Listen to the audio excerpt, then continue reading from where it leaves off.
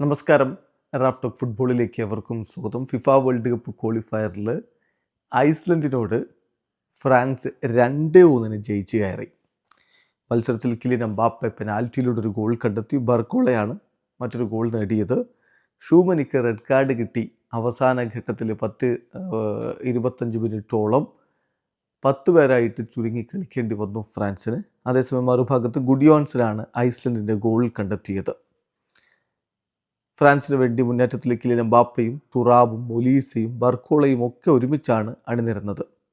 കളിയുടെ 21-ാമത്തെ മിനിറ്റിൽ തന്നെ ഗുഡിയോൺസണിലൂടെ ഐസ്ലൻഡ് ലീഡെടുത്തിരുന്നു. എന്നാൽ 45-ാമത്തെ മിനിറ്റിൽ ലഭിച്ച പെനാൽറ്റി ഗോളാക്കി മാറ്റിക്കൊണ്ട് കിലിയൻ എംബാപ്പെ ഫ്രാൻസിനെ ഒപ്പമെത്തിച്ചു. തുടർന്ന് 62-ാമത്തെ മിനിറ്റിൽ ബർക്കോളയുടെ ഗോൾ കൂടി പിറന്നപ്പോൾ അവർ ലീഡിലേക്ക് പോയി.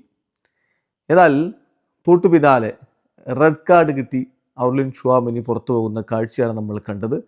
അതോടുകൂടി ഫ്രാൻസ് 10 പേരായിട്ട് ചുരുങ്ങി. എന്നാലും ആ മാർജിനിൽ ഒടുവിൽ അവർ വിജയിച്ച് കയറി. അതേസമയം മറ്റൊരു മത്സരത്തിൽ ഇംഗ്ലണ്ട് സെർബിയക്കെതിരെ ഗോൾ വർഷം തന്നെ നടത്തുന്ന കാഴ്ചയാണ് നമ്മൾ കണ്ടത്. ഏകപക്ഷീയമായ 5 ഗോളുകൾക്കാണ് ഇംഗ്ലണ്ട് വിജയിച്ച് കയറിയത്. അവർക്ക് വേണ്ടി ഹാരി കെയ്നും മെഡൂക്കും കോൺസയും ഗോയിയും അതുപോലെ തന്നെ മാർക്കസ് റാഷ്ഫോർഡുമാണ് ഗോളുകൾ കണ്ടെത്തിയത്. ഏതാണ്ട് 2 വർഷത്തിന് ശേഷമാണ് മാർക്കസ് റാഷ്ഫോർഡ് ഇംഗ്ലണ്ടിനായിട്ട് ഗോൾ നേടുന്നത്. പെനാൽറ്റിയിലൂടെയായിരുന്നു അദ്ദേഹത്തിൻ്റെ ആ ഒരു ഗോൾ വന്നത്. എന്നാൽ ഇപ്പോൾ ഗ്രൂപ്പ് കെയിൽ 5 കളികളിൽ 5ഉം വിജയിച്ച് 15 പോയിൻറ്റോടെ 1-ാം സ്ഥാനത്താണ് ഇംഗ്ലണ്ട് നിൽക്കുന്നത്. വീഡിയോ അവസാനിക്കുന്നു. ഫുട്ബോൾ ലോകത്തെ കൂടുതൽ വിശേഷങ്ങളുമായി റാഫ് ടോക്സ് എത്താം.